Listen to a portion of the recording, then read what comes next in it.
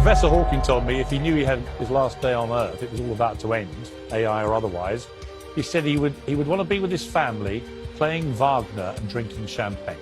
What would you do? Wow. Okay. If literally I said to you right now, all right, you're right, the world is about to end and it's happening in 6 hours. What are you going to do? I would say, what can I do with my intellect and those of others to prevent the world from ending in 6 hours? Right, but assuming you couldn't do anything. No, I don't assume that. No, excuse me. Okay, you have these photos of people escaping cities that are about to be leveled by a hurricane. Yes. What are you going to do? And no one is saying, why don't we tap the cyclonic energy of the hurricane, use that energy to drive the power needs of the city, and then the hurricane goes away. You know who thinks that way? STEM professionals, science, technology, engineering, and math. Professor Hawking. That's an interesting question. Have you ever thought about it? Let's discuss.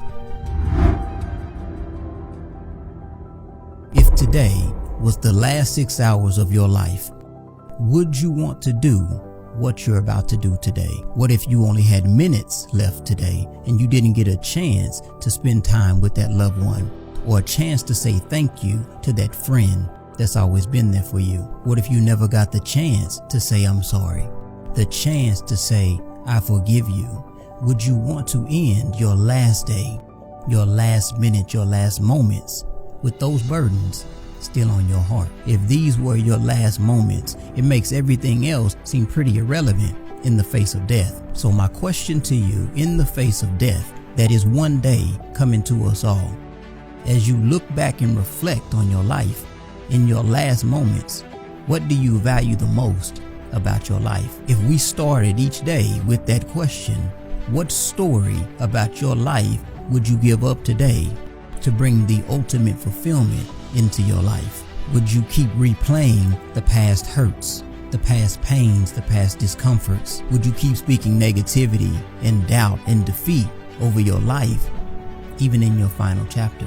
If you wouldn't, then why would you do that today, as if tomorrow for you is immortal? So is life short, or do we not choose to live? According to studies, you had a 1 in 400 trillionth chance to experience life in this world with your specific genetic makeup. And this number doesn't even take into account the chances of your specific mother meeting your specific father on a specific day and staying together for a specific amount of time that is long enough to allow that one sperm to meet that one egg. But for this example, you had 1 in a 400 trillionth chance to experience life the way you are as a human being species that had approximately a 1 in 10 to the power of 2.685 millionth chance of existing. That's a 10 with 2.685 million zeros on planet Earth, which is predicted to be one of 700 quintillion planets in the universe.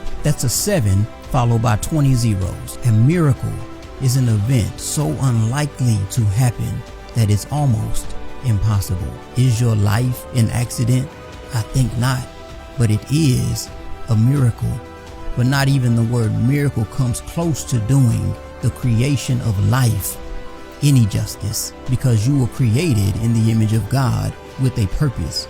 So before you ever say again that your life is insignificant, just think about how amazing and nearly impossible it is that you even have life at all. But even with how astonishing the probabilities are that life even exists and that you are even here, I have an even greater probability of certainty. You have a 100 out of 100% chance and probability that this life will come to an end. Time is precious and is ticking away at the same rate for each and every one of us.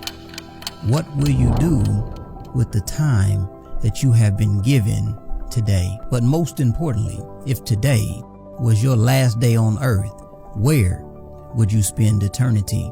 Because the good news is for believers is that when this life comes to an end, we get to be with God. And you can thank Jesus Christ for that.